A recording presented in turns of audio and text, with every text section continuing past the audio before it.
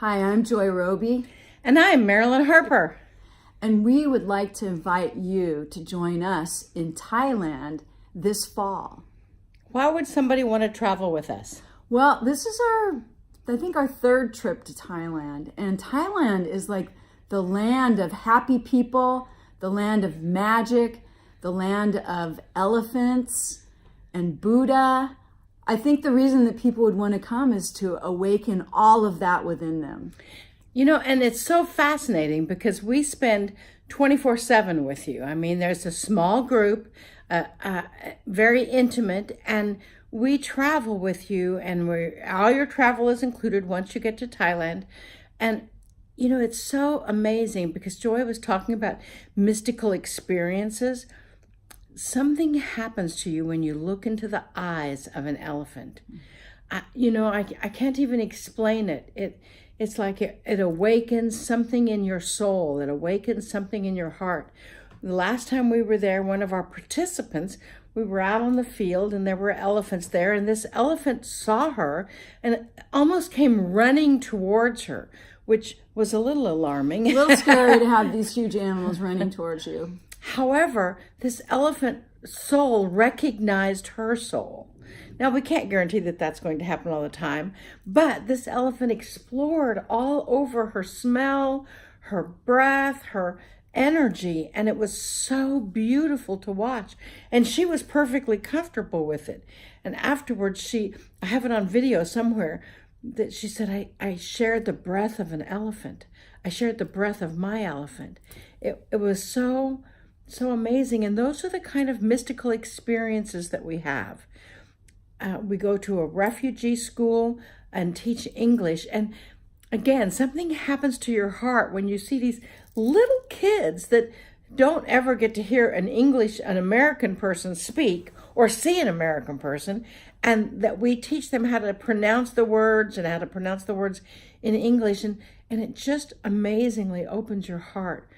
We also go to Pra Ajahn, which is our favorite monk, and he has a ceremony with several other monks for us, and he's such a humble, heart-centered person that we learn from him. I've known him since 2001, and he has built this amazing temple since then. What else do we get to do? Well, one of the things that I'm really excited about is we do this thing called the monk chat.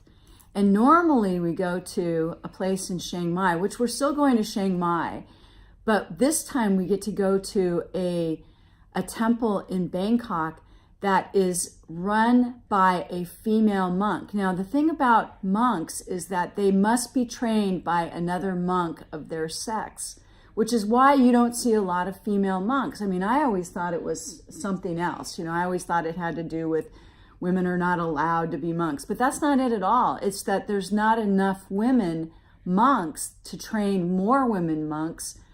That's why you don't see them. So she's dedicated her life to having this temple where she can train more female monks, and we get to go and have our monk chat, which is where we can ask them anything at all about being a monk. And I'm excited about that part. And then we go to the Festival of Lanterns. Shralaka. I always forget the name.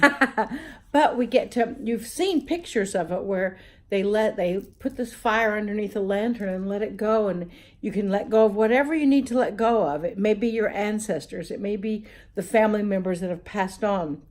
We light a little boat and send it off in the river. It's a very sacred ceremony, and it's very, the whole country celebrates that. It's amazing to see all of these lanterns going up in the sky.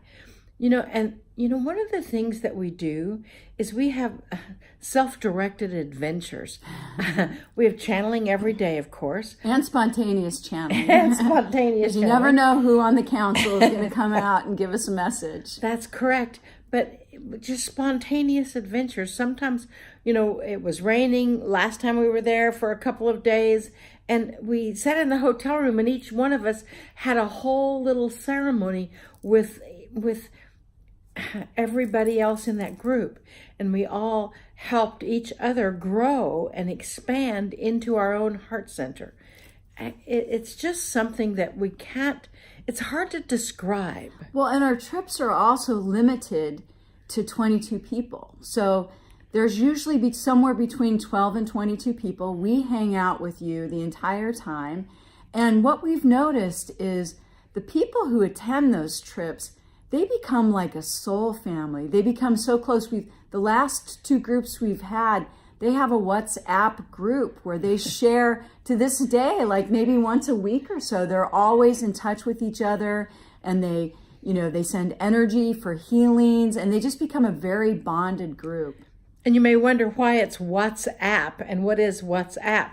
WhatsApp is an international way of staying in contact on a smartphone.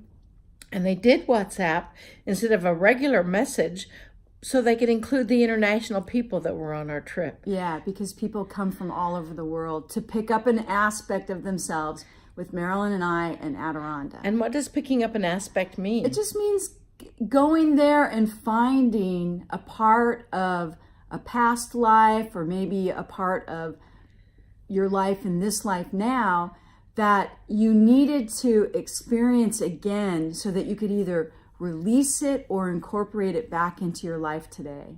It really is an amazing encounter for your soul. It's a journey getting there, of course, but it's also an amazing encounter for your soul and about whatever your next step is for your soul.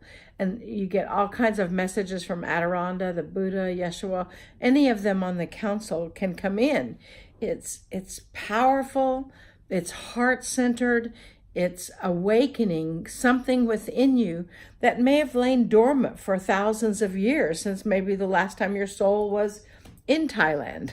And we still visit a lot of the places that you would visit on a normal tour. But if you've ever wanted to go to Thailand and experience it in a more magical, mystical way, we invite you to join us. Namaste, y'all. Namaste.